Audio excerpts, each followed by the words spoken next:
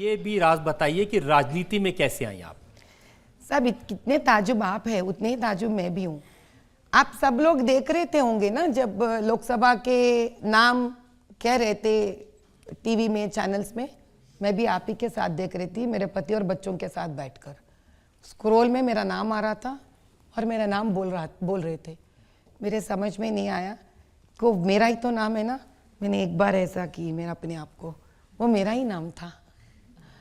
बस इतना ही मैं जानू साहब, इससे ज़्यादा मैं नहीं जानती। आप कह रही कि आप कभी बीजेपी के किसी लीडर से नहीं मिली, कभी मोदी जी से नहीं मिली, सीधे आपको लोकसभा में वो भी ओवैसी साहब के खिलाफ खड़ा कर दिया। साहब मैं भाग्यशाली समझती हूँ अगर इसके पहले मोदी जी का दर्शन हो जाता था। मुझे उनका दर्शन नहीं हुआ साहब, मैंने सिर्फ टीवी में देखा है और ये टिकट मिलके मुझे बहुत अच्छा लगा क्योंकि इस कारण तो उनका दर्शन हो गया मुझे। बस वो इस युग के महायोगी है वो।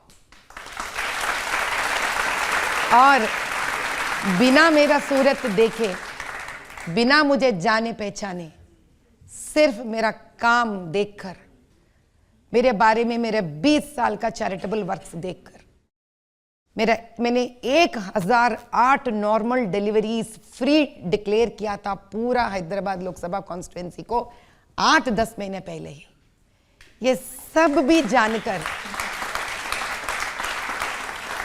मैं क्या बताऊं उस शख्स का जिसका नाम है मोदी भाई, और दिल्ली में बैठकर देखे नहीं मुझे, सिर्फ जाने मेरे बारे में, और उनको लगा कि ये लड़ सकते हैं असद से और उन्हें टिकट दे दिया। अभी बताइए इससे अच्छा ट्रांसपेरेंट पॉलिटिक्स क्या हो सकता है? मैं तो चौंक गई साहब। I am totally flat because मैंने चौंक गए। आपका नाम आया तो सब लोग गूगल सर्च करने लगे, ये कौन है, किसको टिकट दे दिया? साहब ऐसे कह रहे हैं जो हिंदी मूवी में वो कौन थी। साहब हम भूत तो नहीं है, हम इंसान हैं और कुछ अच्छा करने आए।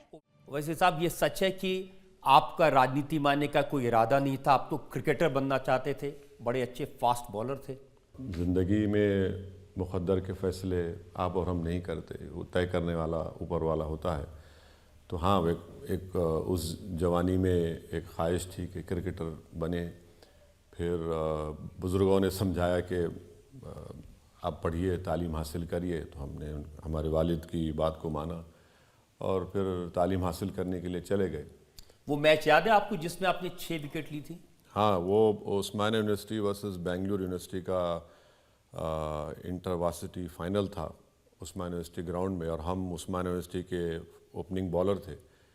तो मैच में मैं 6 विकेट लिया और दूसरी बेंगलुरु यूनिवर्सिटी से वेंकटेश प्रसाद ओपन कर रहे थे बॉलिंग, तो उनको शायद 1 या 2 विकेट मिले। वो साउथ जोन यूनिवर्सिटी को सेलेक्ट नहीं हुए, मैं सेलेक्ट हुआ था। तो फिर उसके बाद क्रिकेट का करियर ख़त्म हो गया। तो बड़ा नुकसान कर दिया आपने क्रिकेट का, अच्छा बॉलर मिस कर दिया हमने।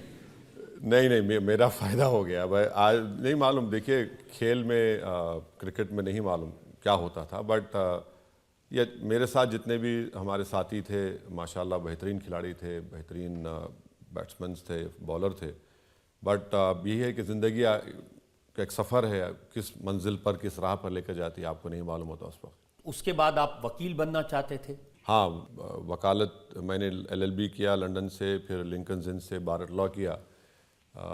मैं US जाकर LLM करना चाहता था, मगर हमारे वालिद ने कहा कि बैरिस्ट्री करो, और फिर मैंने किया। उनकी दुआ थी, कामयाब हो गया, कोई शिकायत नहीं है। लेकिन हमें शिकायत है कि आप तो एक अच्छे भले ब्रिलियंट स्टूडेंट थे, मैकडॉनल्ड्स में काम किया आपने, ऑक्सफोर्ड के स्टोर्स में भी काम किया। बिल्कुल, वे तो ये तो सब करते हैं, जितने स्टूडेंट जाते हैं, कोई मैं एक्सेप्शन नहीं हूँ। मेरे वक्त की एक तस्वीर है जो मैं दिखाना चाहता हूँ लोगों को कि आप कितने हैंडसम दिखते थे।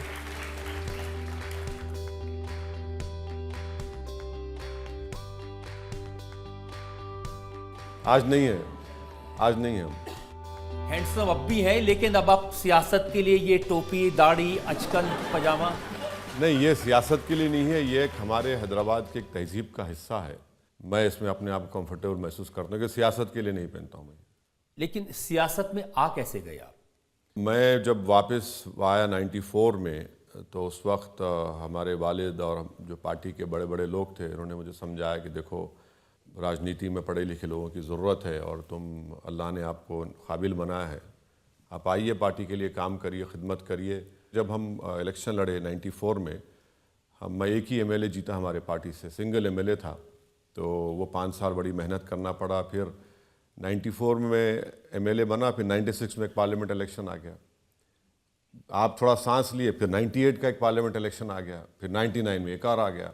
तो उसमें क्या हुआ कि क्योंकि इस्लामिक कैलेंडर के लिहाज से मैं सफ़र के महीने में पैदा हुआ, तो मेरी माँ हमेशा शिकायत करती कि तुम घर में नहीं रहते। बोला अम्मा आपने सफ़र के महीने मुझे पैदा किया तो इसी में चले हैं।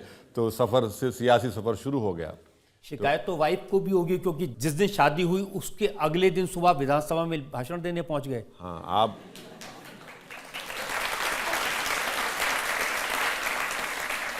ये रजत जी, आपको पुराने ज़ख़म कुरेदने की बड़ी बुरी आदत है। आप अपने घर को चले जाएंगे वापस, मुझे भी जाना है। तो बाज़ ऐसी चीज़ें होती हैं कि घर में लोग नहीं भूलते, तो वो आपका एक वीक पॉइंट बन जाता है। आपको भी शायद कभी कभी इस्तेमाल करते होंगे आपके खिलाफ। बहुत ज़्यादा। हाँ जी हाँ।